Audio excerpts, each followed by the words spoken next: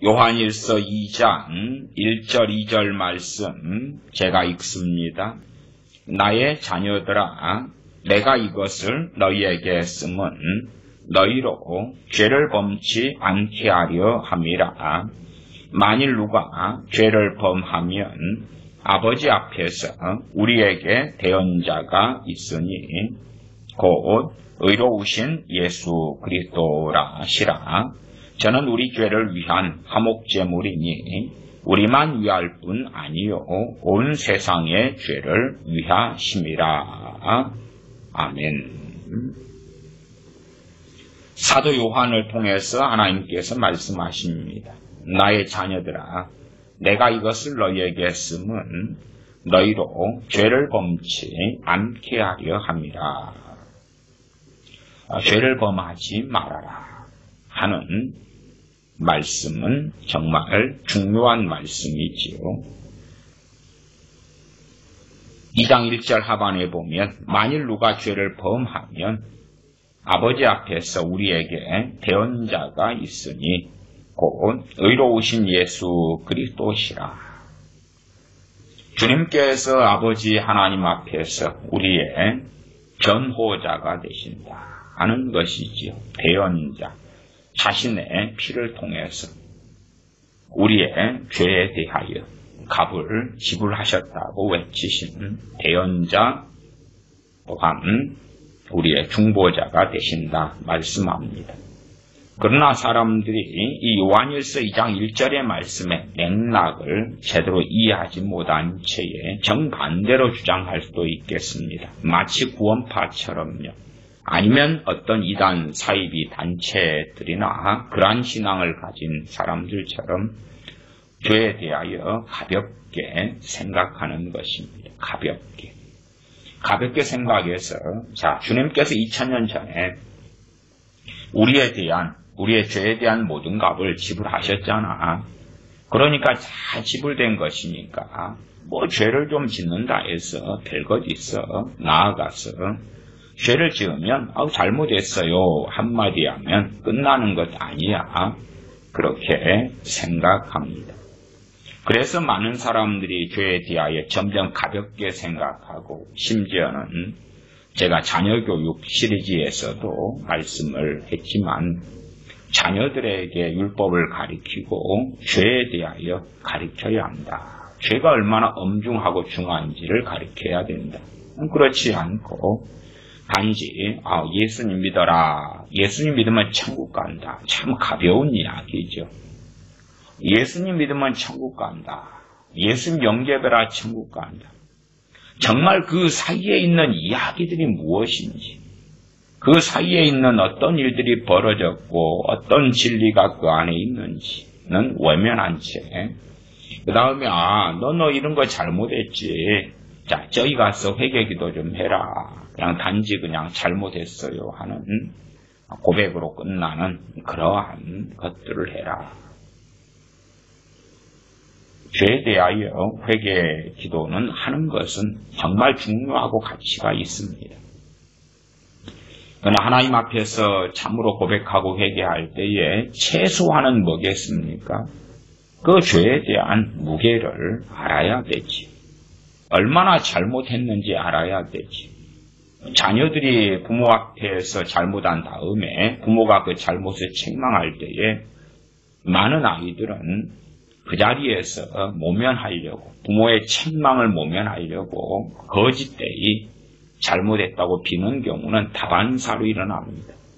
때로는 부모가 초달하는 경우에는 그 초달을 피하기 위해서 잘못했다고 빌지만, 그러나 더 교묘해지고 더 완악해지고 그리고 변하지 않는 많은 자녀들의 사례들을 접하고 봅니다.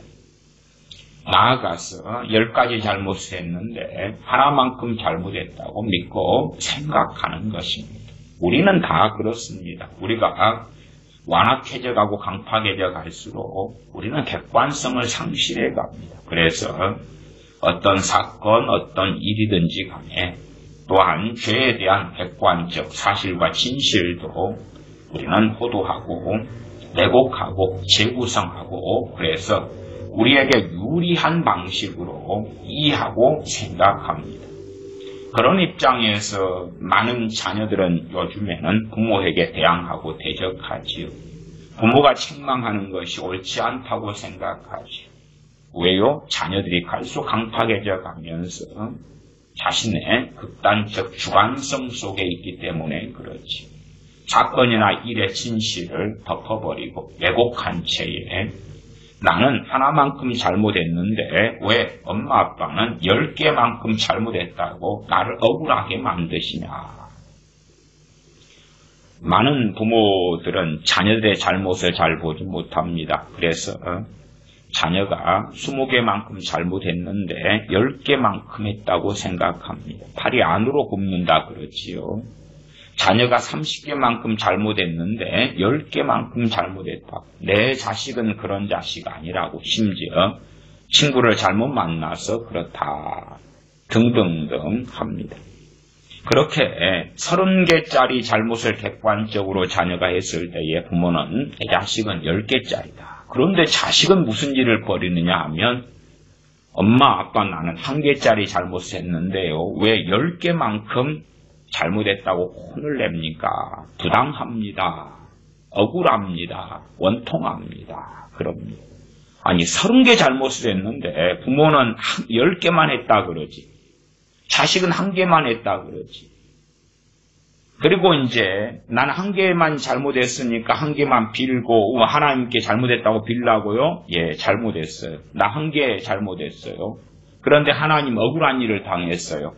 엄마 아빠는 나를 10개만큼 잘못했다고 그러네. 하나님은 내 심정 내 마음 아시지요? 사랑하신다고요?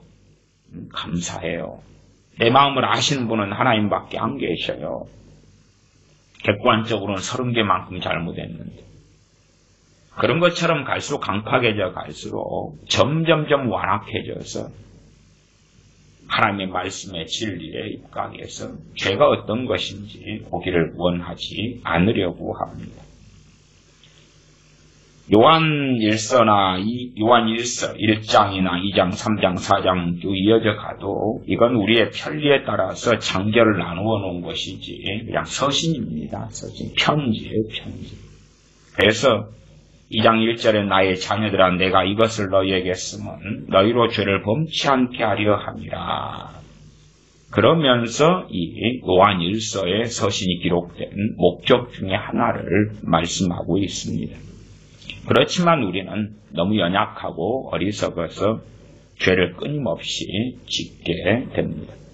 그래서 요한일서 1장 8절로 올라가면 만일 우리가 죄 없다 하면 스스로 속이고 또 진리가 우리 속에 있지 아니할 것이요. 진실한 사람들은 자신이 자신 안에서든 밖에서든 죄를 발견하지 못한다 할지라도 그것은 자신들의 어리석음 때문이고 무수한 죄가 자신에게 있다는 것을 압니다. 그러나 완악하고 악한 사람들일수록 객관적으로 어떤 사람이 보더라도 죄가 명백하게 드러남에도 자신은 죄가 없다고 하겠지요. 우리가 죄가 없다 하면 스스로 속이는 것이고 진리가 우리 속에 있지 아니할 것이다.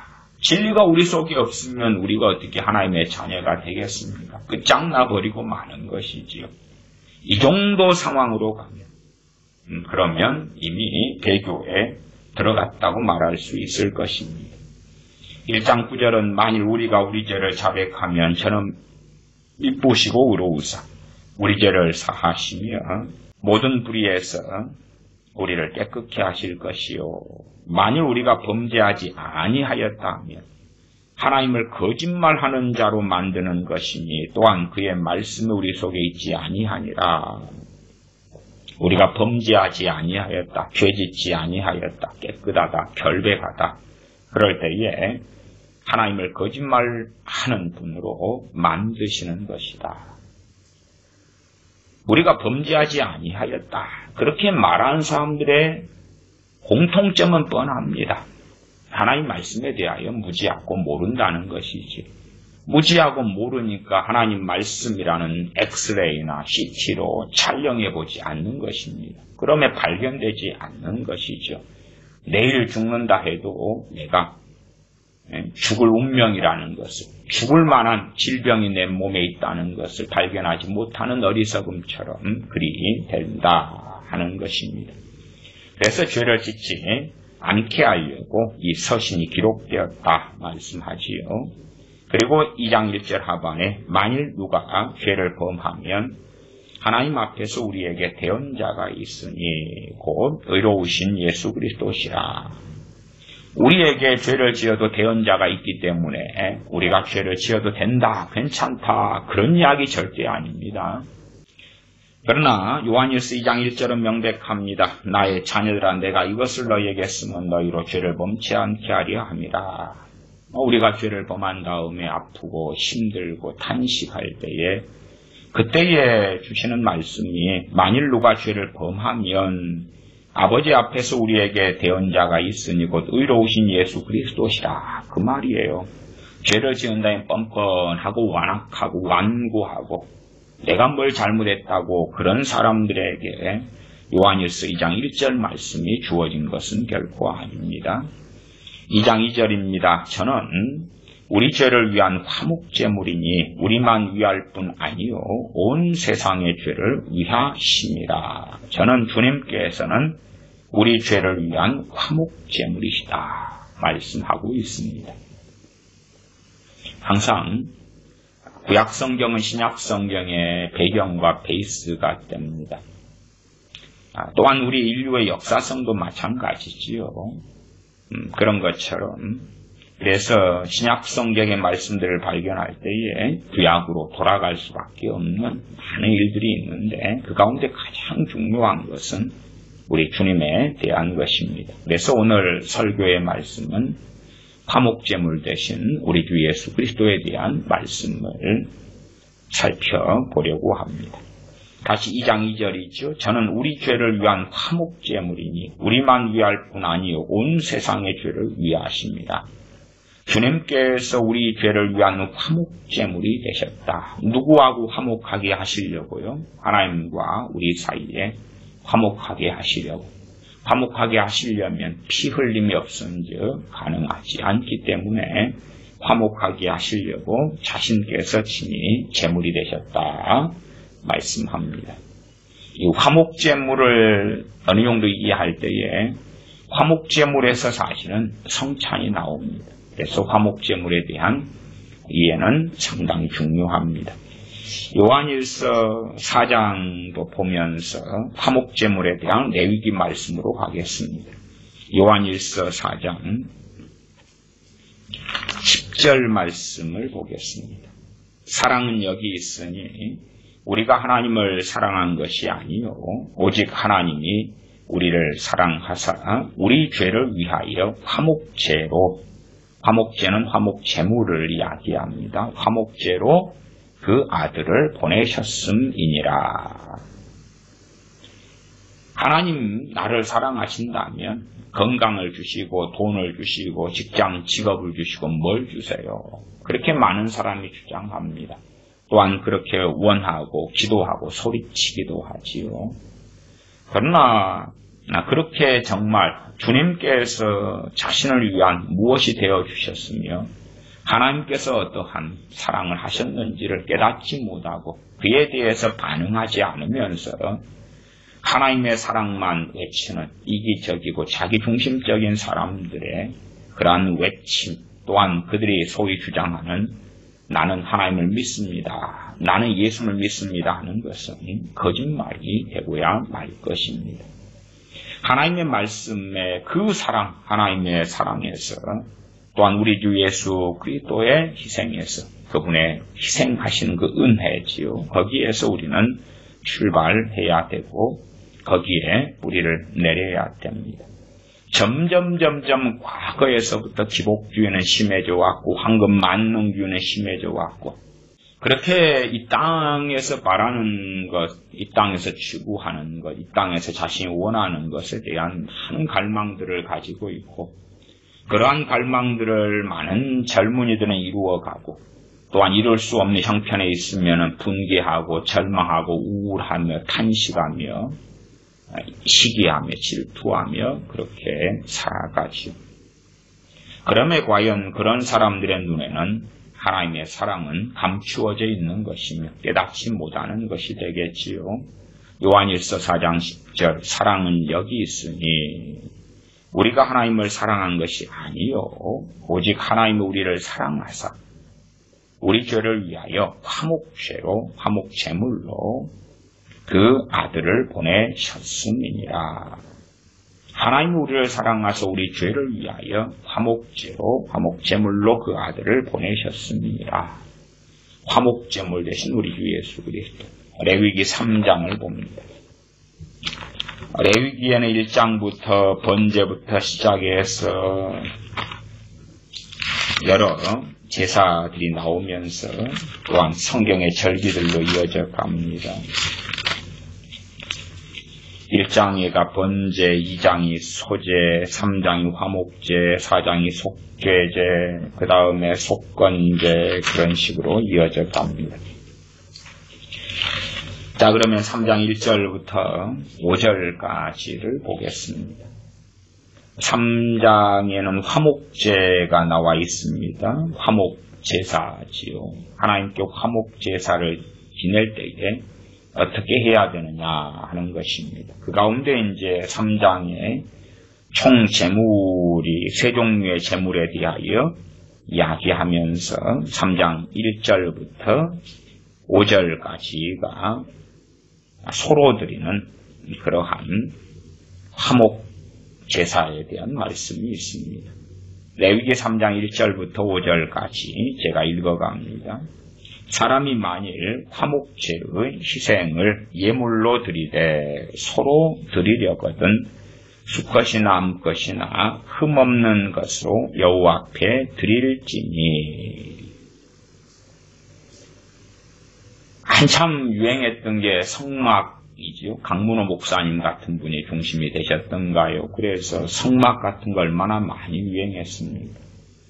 근데 참 제가 성막 같은 거, 또 성막에서 제사, 제단, 분향단, 성소 안에 있는 거, 또 아니면은 등잔, 등대 뭐 그런 것들 봅니다만은, 그리고 때로는 제사 시연, 제사장복 같은 것을 이렇게 만들어 가지고 제사하는 그런 것을 또 보여준다 뭐 그런 거지만은, 그러나 제가 볼 때는 정말 놓치고 있는 것, 가장 중요하게 놓치고 있는 것이 있더라고요.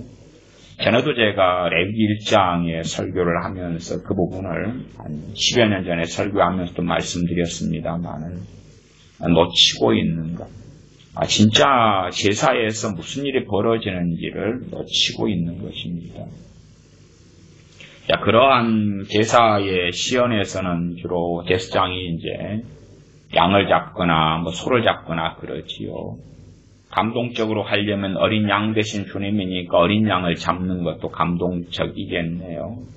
그렇게 해서 어린 양을 잡아서 뭐 번제로 하려면 번제 방식에 따라, 화목제로 하려면 화목제, 속죄제로 하려면 속죄제 방식에 따라 그렇게 하지요.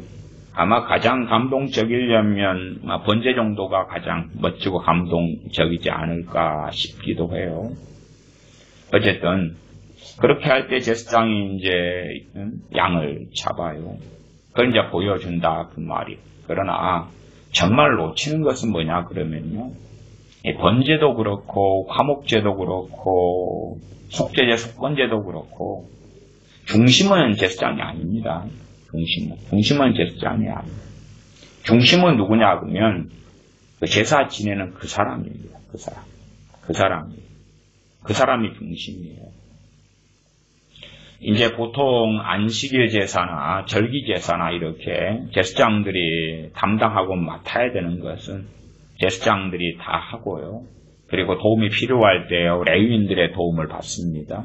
그런 것은 이제 제사장들이 중심이 돼서 하는 제사고요. 그러나 백성인 내가 이제 전능하신 하나님 앞에 화목하고 싶다. 그런데 화목이 왜 안 됩니까? 하나님과 나 사이에 죄가 가로막아서 그렇지. 그러니까 화목제도 결국은 속죄제의 한 종류가 되지요. 하나님과 내 사이에 죄가 가로막힌 그 죄의 담장을 허물어야 될 거 아닙니까?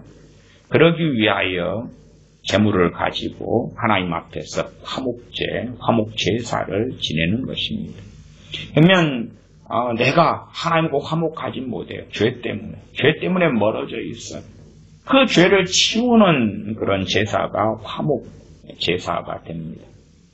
그래서 화목제사든 또 번제도 마찬가지, 번제 드리는 사람도 번제를 통해서 죄가 속죄가 일어납니다.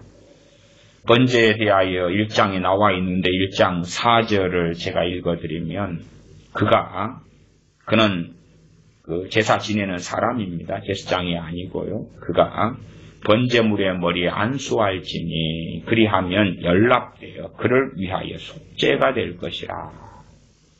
번제를 드릴 때도 번제물의 머리에 안수하고 그리하면 연락되어 하나님께 상달된다. 하나님께 받아들여진다. 그 말이에요. 그래서 번제하는 그 사람을 위하여 이 제물이 속죄가 될 것이다. 안수할 때에 죄가 정가가 된다. 그 말이에요. 그러나 하나님을 경외함으로 믿음으로 안수할 때에 죄가 정가가 되는 것이지 그냥 안수하는 행위에서 그 일이 그냥 일어나지는 않습니다. 하나님께 심령을 감찰하시는 것은 당연한 이야기 아닙니까? 우리가 예배하는 신용을 한다 해서 우리의 예배를 하나님께서 받으시는 게 아니라 신령과 진정으로 예배하는 자를 찾으신다. 영과 진리로 예배하는 자를 찾으신다 말씀하실 때에 그러한 예배자가 하나님께서 받으시는 예배자인 것처럼 제사 지내는 사람도 마찬가지입니다. 신약에 화목 제물 대신 주님이 나와 있으니까 화목 제물이 뭔가를 보려면 화목 제사에서 화목 제물이 어떻게 되어졌는가를 확인해야 되지요. 그냥 신약을 좀 어쩌다가 읽으면서 주님께서 우리의 화목의 희생이 되셨구나. 그리고 아멘 지나가면 구약은요. 그에 대하여 누누이 구구절절히 자세하게 말씀하는 구약은 의미 없이 던져버리는 건가요? 그렇지 않지요. 이 짐승 안수할 때도 누가 합니까? 제사장이 하는 것이 아닙니다. 죄 지은 그 사람이 화목 제사를 드리는 그 사람이 하는 것입니다. 백성 전체를 대표로 하는 제사는요, 제사장들이 주관합니다. 그것은 그들이 하는 것인데 내 죄를 위한 속죄나 내 죄를 위한 속죄제나 속건제나 화목제나 번제나 이런 것은 짐승의 머리에 죄 지은 내가 하는 것입니다. 그 다음에 또 중요한 것은 그 짐승을 누가 죽이느냐. 내가 죽이는 것입니다. 내가. 화목제사를 지내는 사람이 짐승을 죽여야 됩니다. 양을 누가 죽입니까? 속죄제사를 드리는 그 사람이 죽이는 것입니다. 그래서 제가 그러한 성막이나 이런 데서 가장 아쉬운 점 중에 하나는 그것들을 제대로 가리키지 않는 것이더라 그 말이에요.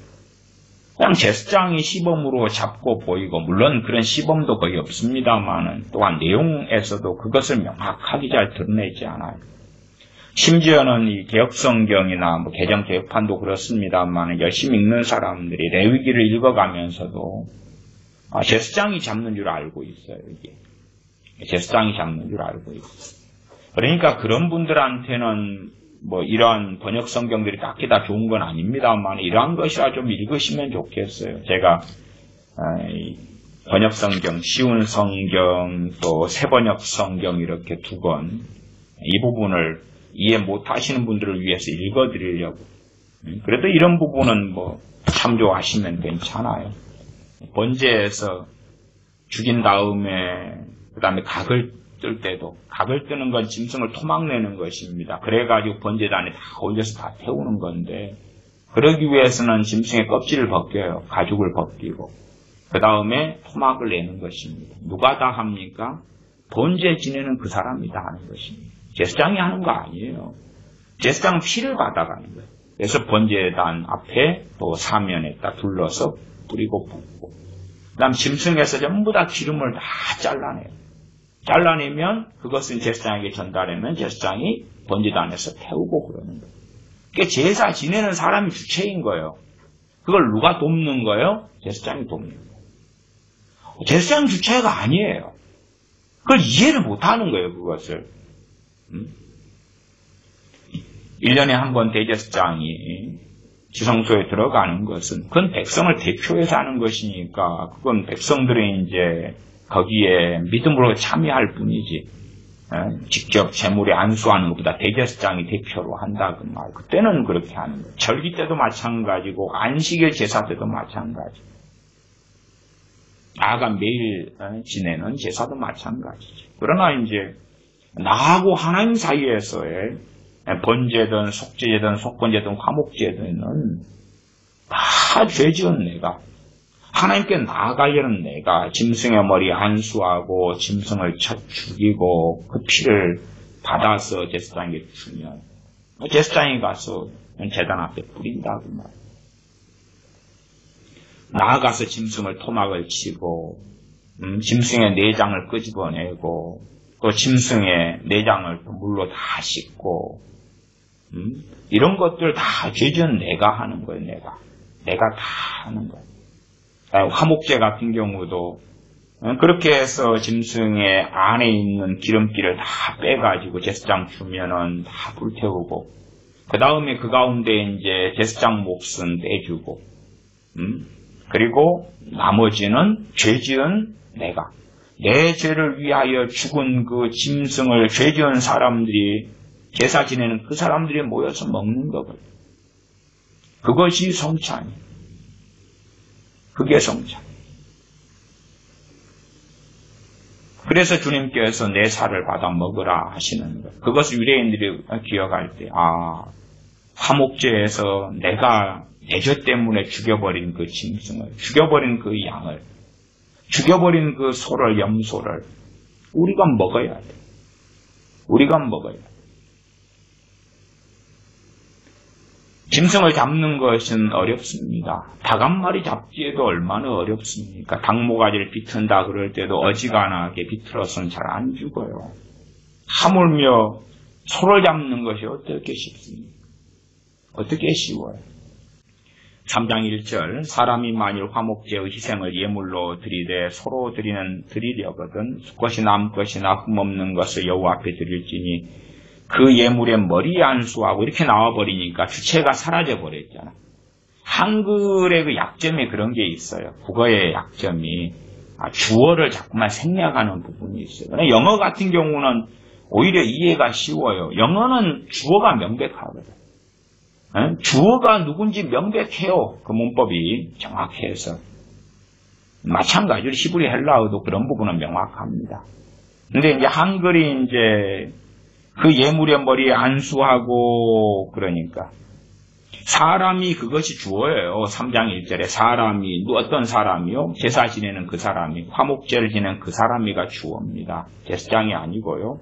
사람이 그 주어예요. 사람이 만일 화목제 희생을 예물로 드리되 소로 드리려거든 수컷이 남것이나 흠없는 것으로 여호와 앞에 드릴지니 그 예물의 머리 안수하고 여긴 제사장이 지금 등장하지 않잖아요. 아직은. 이게 제사장이 아니에요. 안수하고 회막문에서 잡을 것이 누가 잡아요? 제사장 등장 안 해요. 아직. 죄진 그 사람이 잡아요. 뻔한 것입니다. 뻔해. 아니 레위기 이렇게 성경 좀 읽었다는 사람들이 이 짐승 누가 잡는지도 제사장이 잡던데요. 그건 절기 때나 특별한 때에 백성이라는 이 집단이나 이스라엘 백성 혹은 지파를 대표해서 할 때에 그런 거고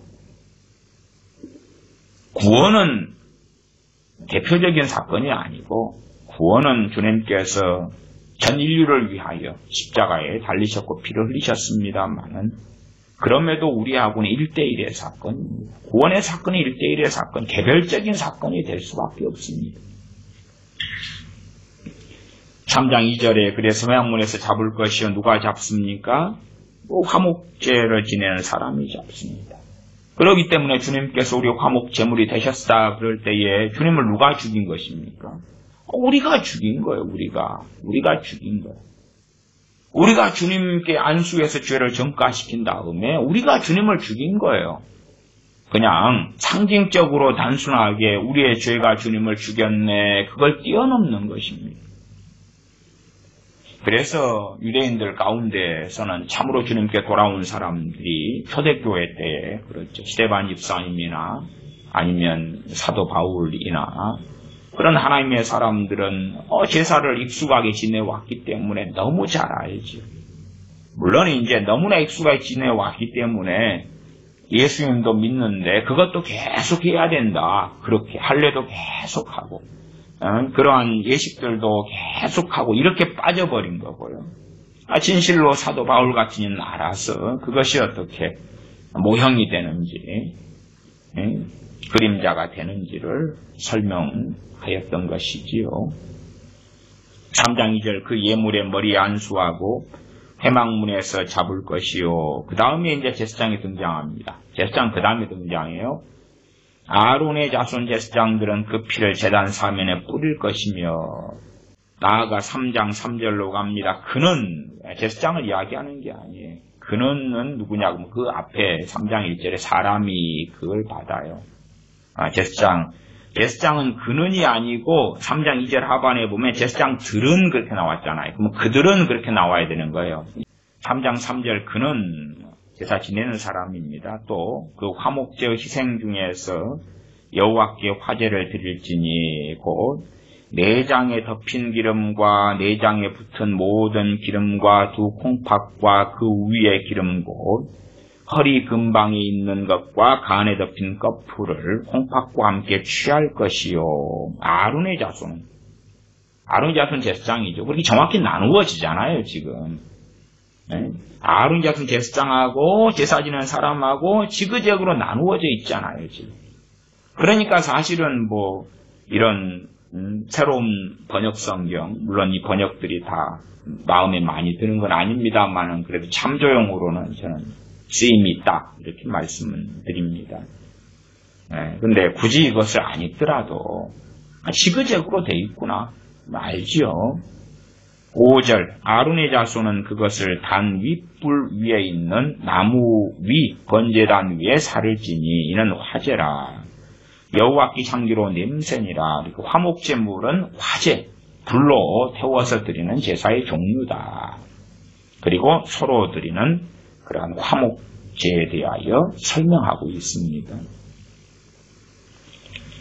그러면 이러한 3장 3절 4절에 있는 내장에 덮인 기름, 내장에 붙은 모든 기름, 두 콩팥과 그 위에 기름, 곧 그 허리 근방에 있는 것, 간에 덮인 거풀을 콩팥과 함께 취하고, 이것을 누가 합니까?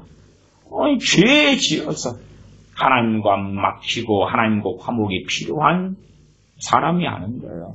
3장 6절로 가면 만일 여호와께 예물로 드리는 화목제 희생이 양이면 양, 수컷이 남것이 흠없는 것으로 드려야 된다. 흠없는 것.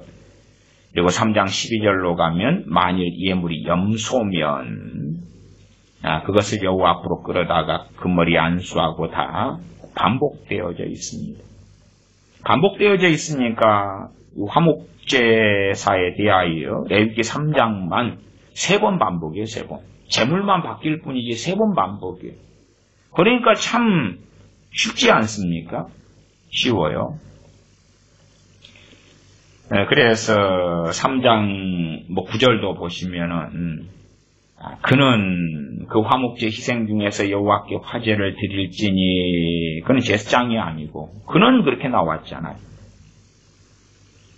자 그러면은 이해 잘 못하시는 분을 위해서 쉬운 성경으로 먼저 제가 읽어드릴게요. 3장 1절부터입니다.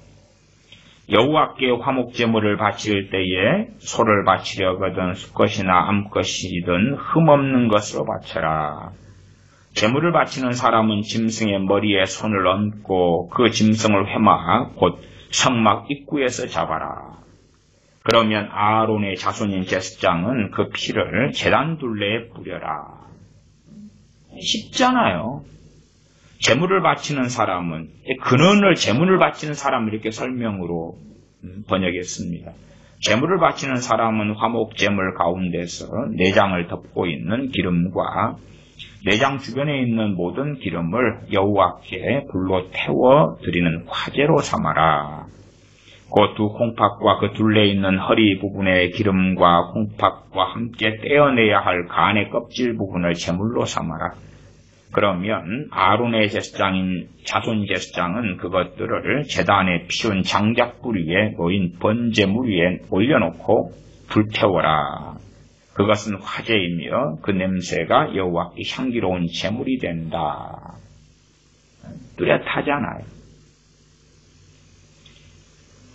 그리고 이러한 제물을 화제를 드린 다음에 이제 그 다음에 이 기름을 다 피는 쏟고 제단 주변에 쏟고 그리고 이 말씀에 이야기하는 기름이 중심이 된 이것들은 뭐 콩팥도 포함이 되고 그렇습니다만은 그것은 다 태워가지고 바치고 일단 고기가 남을 거예요.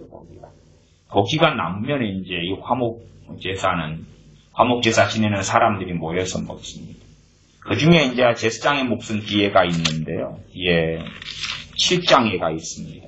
29절부터 이스라엘 자손에게 고하 이르라. 화목제의 희생을 여호와께 드리려는 자는 그 화목제 희생 중에서 그 예물을 취하여 여호와께 가져오되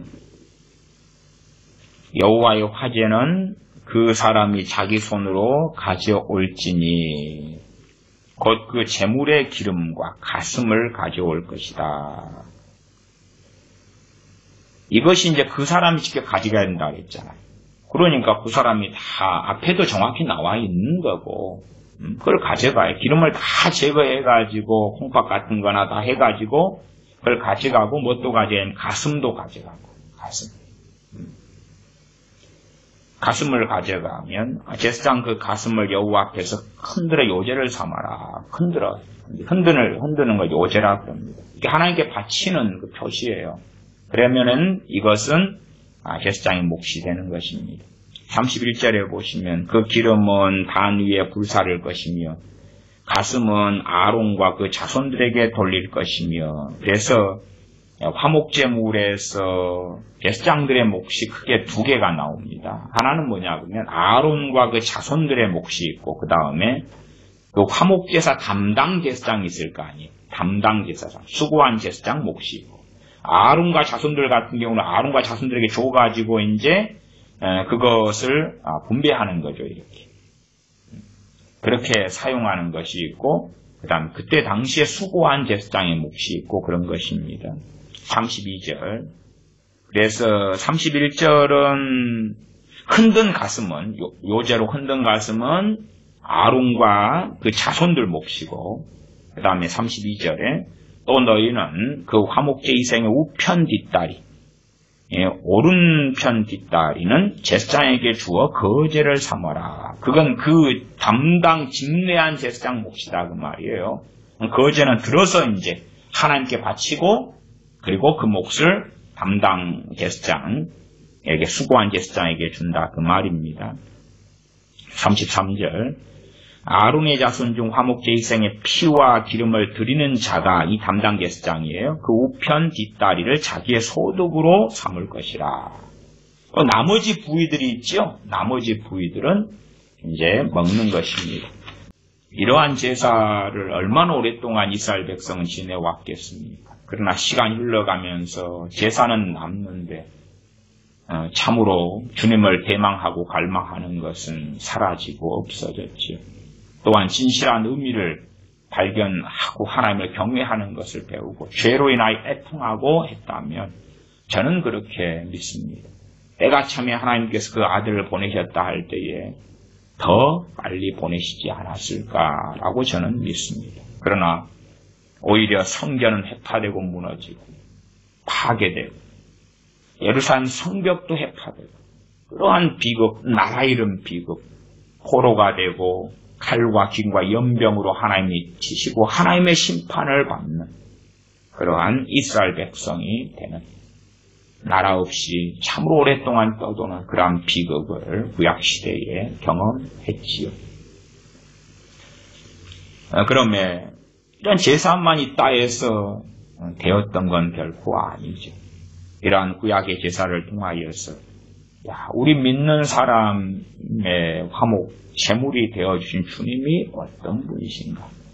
어떠한 사랑을 하나님께서 우리를 위하여 하셨는가? 또한 화목제 이생의 제물들을 제사 지낸 사람들이 먹으면서 그 먹는 그 제물은 자신을 위하여 피를 흘린 그 짐승이지. 양이든 소든 염소든. 주님께서 성찬 예식을 마련하시면서 내 피를 받아 먹으라. 너희를 위하여 흘리는 피다. 내 살을 먹어라. 너희를 위하여 주는 내 살이다. 말씀하시는 거예요. 그러나 성찬을 그냥 구약의 배경 없이 이해하지 못하는 사람, 화목제물 대신 주님에 대하여 알지 못하는 사람은 그러려니 하고 지나가겠지. 죄지은 그 사람이 하나님과 우리 사이에 죄가 가로막혀 있어서 화목하지 않으므로 짐승의 머리에 안수하고, 그래서 죄를 떠넘기고, 짐승에게 떠넘기고, 양이다면 양에게 떠넘기고, 그 다음에 직접 죽여야 했다 그 말이에요. 죄를 떠넘기고 나는 차마 못 보겠어요. 제사장이여 대신 죽여줄 수 있나요? 아니요. 하나님 말씀에, 하나님의 명령에 당신 손으로 직접 죽여야 됩니다. 당신 손으로 직접 죽여야 돼요. 그리고 직접 죽이고 피를 받아서 제사장이 가져갔어. 그래서 뿌렸다 그 말. 또한 이제 짐승의 가죽을 벗기고, 그리고 거기에 있는 말씀에 이야기한 기름들을 다 뜯어내고. 그게 뭐냐 그러면 죄의 무게예요. 죄의 무게예요. 우리는 지금 그러한 제사를 지낼 필요가 없어요. 그러나 이 말씀들을 통해서 죄는 정말 가벼운 것이 아니라고 알려주시는 거예요. 주님께서 우리를 위하여 어떤 희생을 하셨는가를 알려주시는 거예요. 그냥 주님 2000년 전에 죽으시고 부활하시고 승천하시고 다시 오실 거니까요. 다 지난 사건 캐캐묻게 이야기하면 요즘식으로 하면 노땅이요. 그런 것이요. 과거를 이야기하지 마시오. 옛날에 우리를 위해 죽어주셨다 해도 지금 나하고 무슨 상관이요. 지나가는 이야기하지 마시오. 하나님께서 이스라엘 백성들에게도 끊임없이 출애굽기의 사건을 기억해라. 자손자손손이 알려. 하나님의 은혜와 하나님의 권능에 대하여, 하나님께서 너희를 구원하신 역사에 대하여 자손손이 가르쳐라. 그러나 쉽고 가볍게. 그래서 주님의 십자가의 그 희생이 그냥 아무것도 아닌 것처럼. 그리고 주님 믿습니다.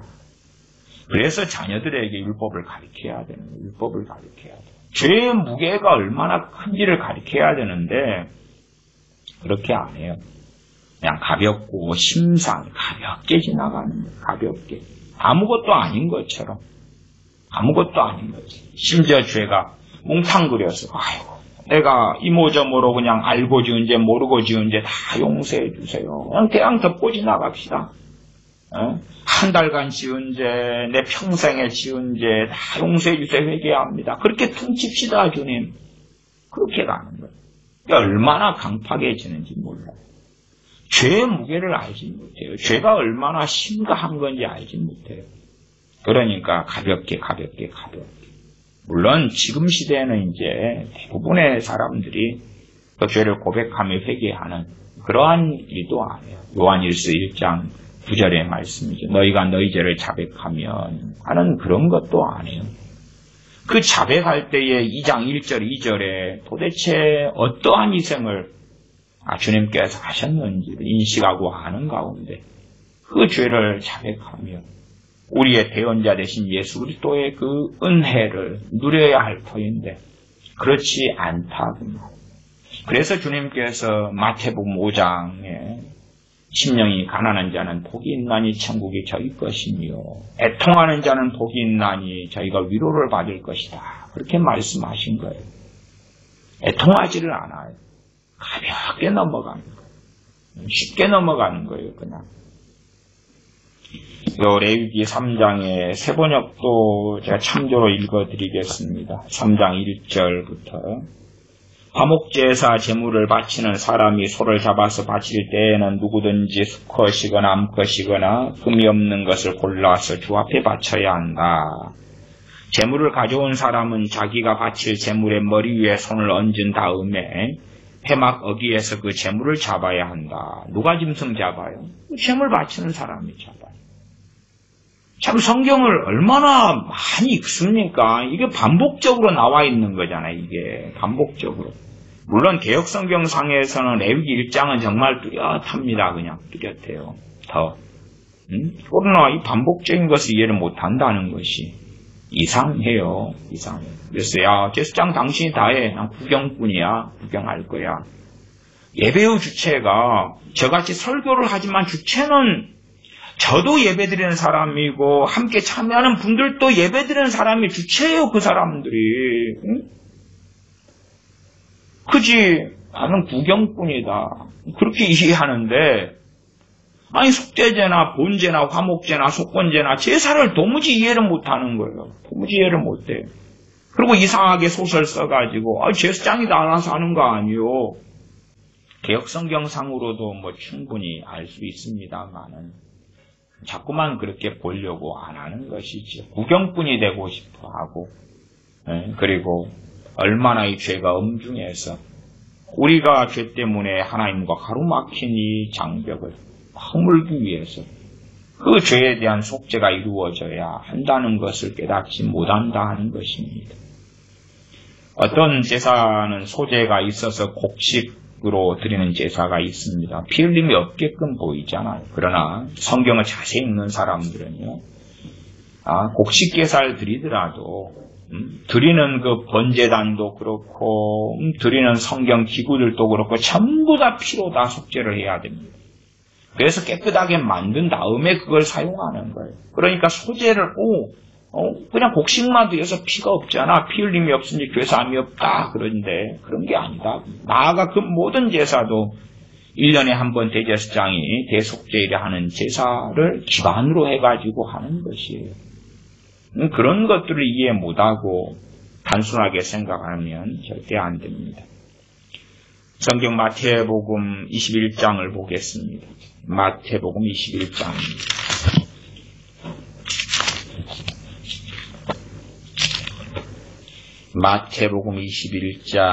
마태복음 21장에서 28절부터가 두 아들의 비유가 나와 있는데 그 두 아들 가운데 이제 결론부로 주님께서 하시는 말씀입니다. 21장 31절 그 둘 중에 누가 아비의 뜻대로 하였느냐 가라오되 둘째 아들이니이다. 예수님께서 저희에게 이르시되 내가 진실로 너희에게 이르노니 세리들과 창기들이 너희보다 먼저 하나님 나라에 들어가리라. 그냥 세리와 창기이기 때문에 하나님 나라에 너희보다 먼저 들어간다. 그게 절대 아닙니다.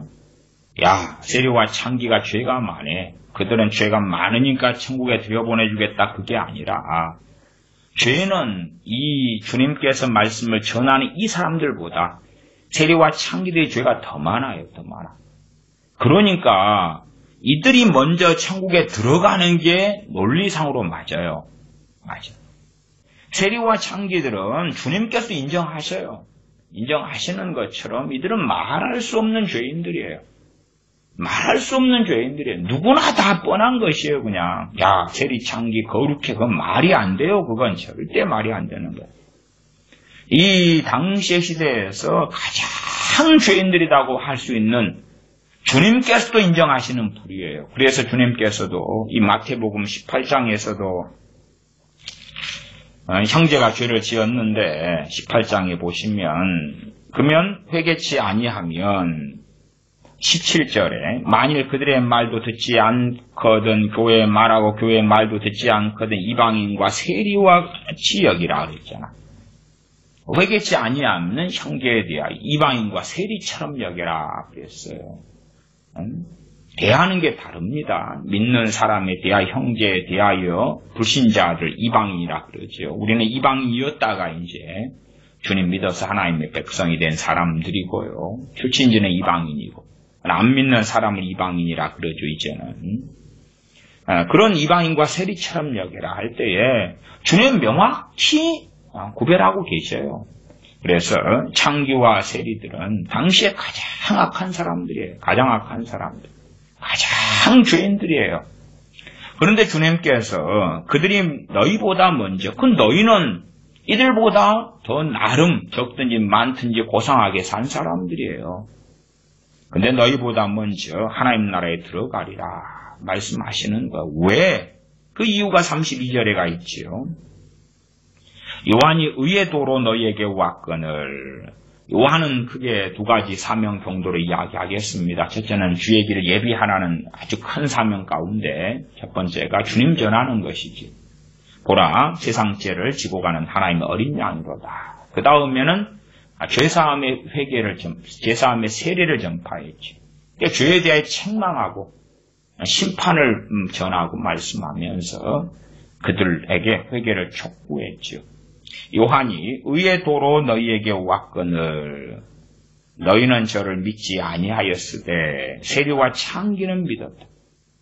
왜 회개하려고 믿었다 그 말은 뭐냐 그러면 요한이 선지자냐 아니냐 그 문제가 아니에요. 본질은 그거예요. 요한을 선지자로 믿는 사람은 요한이 전하는 말씀이 하나님께로부터 왔다는 걸 인정하는 거예요. 그걸 믿는 거예요. 그냥 꼭 우리가 그렇잖아요. 우리 자녀들로 합시다. 아니면 어떤 사람들로 합시다. 예수님 믿는데요. 근데 주님 말씀은요? 몰라. 그러면 주님을 믿는 게 아니잖아요. 나 세례 요한이 선지자인 걸 난 믿을게요.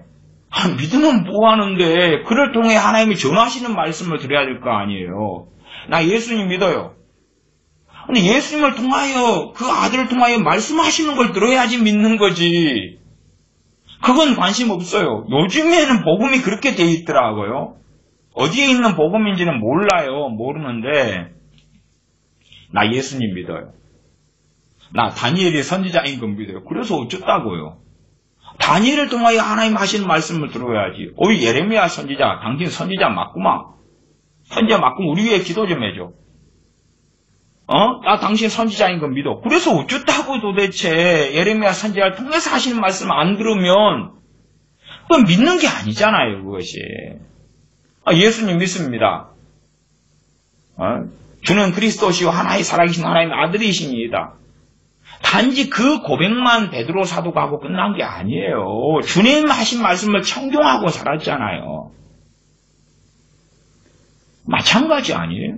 세례 요한을 믿었다 하는 것은 세례 요한 선지자 당신 맞습니다 하고 그가 전하는 하나님의 말씀들을 인정하지 않고 받아들이지 않을 때에 그건 웃기는 사람이지. 말도 안 되는 사람이고 세례 요한을 믿는 사람이 아니죠. 이 세례와 창기는 세례 요한을 믿었다고 말이에요. 세례 요한을 믿었다. 요한이 의의 도로 너희에게 왔거늘 너희는 저를 믿지 아니하였으되 이 주님의 말씀을 듣는 이 사람들에 대한 이야기야. 너희 세례 요한 안 믿었다. 세례와 창기는 믿었다. 믿었기 때문에 이제 무슨 일을 했냐 그러면 너희는 이것을 보고도 종시 뉘우쳐 믿지 아니하였도다. 종시는 끝내 그 말이 끝내. 그러면 세리와 창기는 반대 행동을 했다는 이야기죠. 뉘우쳤다 그 말이에요. 뉘우쳐 믿지 아니하였다. 그러면 뉘우쳐 믿었다 그 말이죠. 거꾸로 하면. 말하자면 세례 요한을 통해 전하는 하나님의 말씀을 듣고 뉘우쳤다 그 말이에요. 기본적으로는 애통했고 탄식했고 그걸 회개라고 그러죠. 회개의 가장 기본이. 회개 완성까지는 이제는 거룩해지는 거지. 깨끗해지면서 그 다음에 거룩해져 가는 거지. 의를 행하는 거겠지. 근데 세리와 창기는 뉘우쳤다 그 말이에요. 뉘우쳤다. 이 사람들은 끝내 뉘우쳐서 믿지를 않았다. 뉘우치지 않고 그래서 믿지 않았다 그 말이죠. 세례 요한이 전하는 말씀을 들은 다음에 정말 맞아. 그러면 뉘우치면서 정말 하나님의 사람이구나. 하나님의 종이구나. 그럴 거고. 들으면서 아니야. 왜 나한테 이래? 왜 우리한테 이러는 거야? 우리 선민인데, 우리는 아브라함의 자손인데, 우리를 어떻게 하나님이 심판한다고 저렇게 말할 수가 있어? 하나님이 이 어려운 난국에서 곧 해방시켜 주실 거라고. 로마의 식민지에서 해방시켜 주실 것이고, 곧 대붕을 주실 거라고. 그렇게 해야 되는데, 그렇게 안 하는 세례요한 보니까, 저 사람은 하나님께로부터 온 사람이 아니구만. 그렇게 했다고 말이에요. 지금 주님 믿는 이야기를 하고 있는 게 아니에요. 세례 요한 믿는 이야기를 하고 있는 것입니다. 세례 요한을 믿는데 세례와 창기는 믿었다고 말이에요. 믿으니까 그 말씀을 받아들이고 그 세례 요한이 주님에 대하여 전하니까 세례 요한이 일반적으로 전하는 그러한 죄에 대한 책망은 회개의 촉구는 받아들이면서 받아들이니까 이제 세례 요한이 메시아 되신 주님에 대해 말씀할 때에 받아들이겠지요. 그에 대하여 세례와 창기들이 너희보다 먼저 하나님 나라에 들어가리라 그렇게 말씀하신 것, 그 이유가 나와 있지요. 간단하게 예수님 믿으니까 천국 간다의 문제가 아니라 저는 여기에서는 핵심되는 단어로서 32절 하반인 뉘우쳐라는 단어를 하나 선택하겠습니다. 뉘우쳐서. 세례와 창기는 뉘우쳤고 이 사람들은 뉘우치지 않았다는 의미에서 뉘우쳐지요. 죄의 무게를 세례와 창기는 알지요. 알아. 자신들이 그렇게 끊임없이 살아왔기 때문에. 그러나 이 사람들은 죄의 무게를 생각하지 않고 자신들이 심지어 죄를 지었는데도 나 그렇지 않아. 세례 요한을 통하여 하나님께서 하시는 말씀에 동의할 수 없어 그랬던 것이지요. 구약 성경이 우리에게 참으로 중요한 것은 죄가 무엇인지 알게 해주는 것입니다. 이게 기반이 되죠. 죄의 권능이 무엇인지, 하나님께서 우리의 죄에 대해 어떻게 보시는지, 그것이 얼마나 우리의 삶 속에 하나님과 갈라지게 하며 다른 길을 걷게 하며 비극을 초래하는지를 깨닫고 아는 것이지요. 그때에 우리는 요한 1서 2장의 말씀처럼 우리에게 대언자가 있다. 알고 위로하며 위로받으며 또한 깨끗함을 얻으며 나아갈 수가 있겠지. 그러나 죄의 무게를 알지 못하는 사람들, 죄를 가볍고 심상히 여기는 사람들, 그런 사람들이 어떻게 주님 앞에 서겠는가. 그냥 주님께서 날 위해 죽으셨다고 고맙다고 전해드려. 아무런 뭔가가 없지요. 그렇게 될 때에 하나님께서 그들에게 은혜 주시겠는가 할 때에 그렇지 않다 이렇게 말씀드릴 수밖에 없어요. 거꾸로는 우리가 말씀을 따라서 죄를 깨닫고 알며 나를 위하여 죽으신 주님 앞에 감사하며 찬양할 뿐만 아니라 죄를 뉘우치고 탄식하고 애통할 때에 우리들에게 은혜 주시는 하나님, 또한 그것이 참으로 겸손한 자가 되어서 겸손한 자에게 은혜를 주신다. 죄의 무게를 깨닫지 못한다. 교만한 자구나. 교만한 자를 물리치신다 하는 말씀은 정말 진리라는 것을 발견할 수밖에 없게 될 것입니다. 기도하겠습니다. 아버지 하나님, 우리는 어리석어서 우리가 죄 가운데 허덕이고 죄를 짓고 날마다 살아감에도 우리의 죄의 무게를 깨닫지도 알지도 발견하지도 못하고 축소시켜서 아주 작고 미미한 것들로 변질시키려 하고 덮어버리려고 하는 그러한 어리석음 속에서 살아갑니다. 그러나 하나님의 말씀을 통하여 우리가 짓고 살아왔고 또한 짓고 있는 죄들이 얼마나 엄중한지를 깨닫고 그리고 애통하며 회개하며 그럼에도 우리의 대언자 대신 우리의 화목제물 되시는 우리 주 예수 그리스도를 의지하여 날마다 새롭게 됨을 얻고 용서함을 얻으며 그리하여 하나님을 사랑하는 주님을 사랑하는 그 올바른 반응으로 올바른 일들로 올바른 양심으로 살아가는 하나님의 자녀들 되도록 도와주시옵소서. 우리 주 예수님의 이름으로 기도하옵나이다. 아멘.